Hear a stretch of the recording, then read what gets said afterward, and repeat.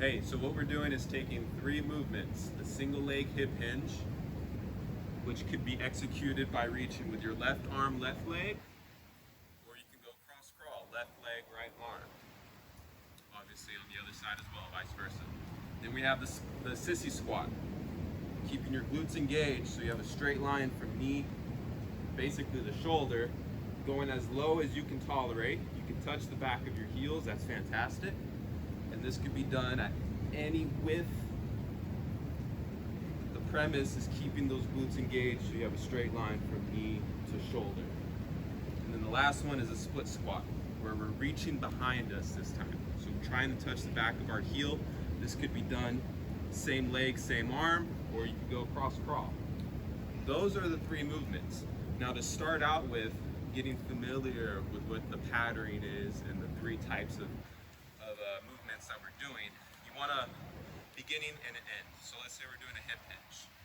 Get to the bottom, maybe pause at the bottom, come back up to the top and pause. Then we go a split squat.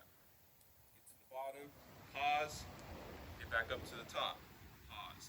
A definitive stop and go, so you can control for it, you can feel it, you know exactly what you're doing, and you can be very present with the movement.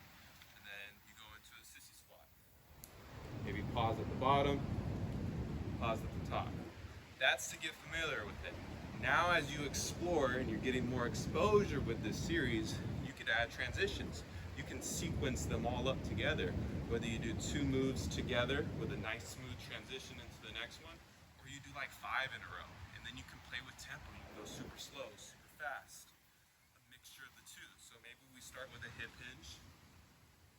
I get to the bottom, and then I do a quick step through into a split squat. Maybe I want to add rotation. Now I'm doing the other side of the split squat. And then I come back up. Go into a hip hinge. Come back up. There's a definitive stop and go. Now I do the next move. Sissy squat. But I want to transition into a hip hinge. Boom, that's a sequence movement right there. Then it's free game. If you want to start adding rotation to it, quicker speed, quicker tempo, by all means, it's for you to explore. If you tumble and you lose your balance, whatever, keep going. The time still goes. We just want exposure in this. So maybe now you start branching out. Hip hinge, split squat, I fell, rotate, boom. Now there's not really a definitive stop. I'm just exploring all the movements in one full sequence. Now obviously it's going to take a little bit of time to get to the point where you're just going at it non-stop. The goal is to be able to just create whatever you want. I'd say I'm about 20%. Out of 100%, I'm at 20% in terms of where I want to be with how this looks, how this feels, how confident I am at it. So there's totally enough room to grow. Again, you don't have to do full sequences all at once. You could do a stop and go.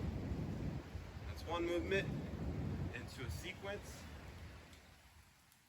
Pause. Into a stop and go. Into a long sequence.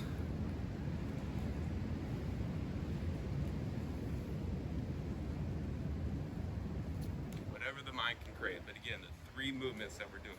The hip hinge, using either arm.